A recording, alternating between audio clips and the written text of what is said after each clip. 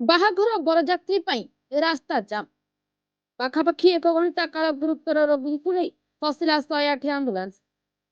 ଶୁକ୍ରବାର ରାତି ପାଖାପାଖି 10ଟା ସମୟରେ ଜଗନ୍ନାଥ ଆଶ୍ରମ ଠାରୁ ଆରମ୍ଭ କରି ଟଙ୍କପାଣି ନଦୀ ବ୍ରିଜ ପର୍ଯ୍ୟନ୍ତ ରାସ୍ତା ଜାମ୍ ହୋଇଥିଲା।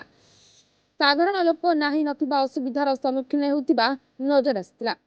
ଏବେ ସବୁଠୁ ବଡ଼ କଥା ହେଉଛି 108 ଆମ୍ବୁଲାନ୍ସ ମଧ୍ୟ ଏହି ଗହଳିରେ ଫସି ଯାଇଥିଲା।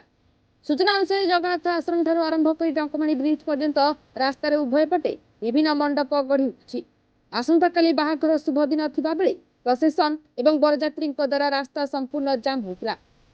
बड़ कथा हेउछि एभली रास्ता जाम बारंबार हेउथिबा बेले आम्बुलांस को रास्ता न छाड़िबा निंदनीय कथा। निजर खुशी पई अन्य जीवन रास्तार बाजी लगाइबा केते दुःखी। एभली घटना प्रति प्रशासन दृष्टि देवा सह आगामी दिन में किभली एपरी घटना न घटिब प्रशासन सजग रही मंडप मालिक मानकु तागिद करबा उचित रहइबो बोली बुद्धिजीवी माने कहउछन्ति। बालियंतारू जितेंद्र कुमार बेउरांक रिपोर्ट रिपोर्टर्स टुडे।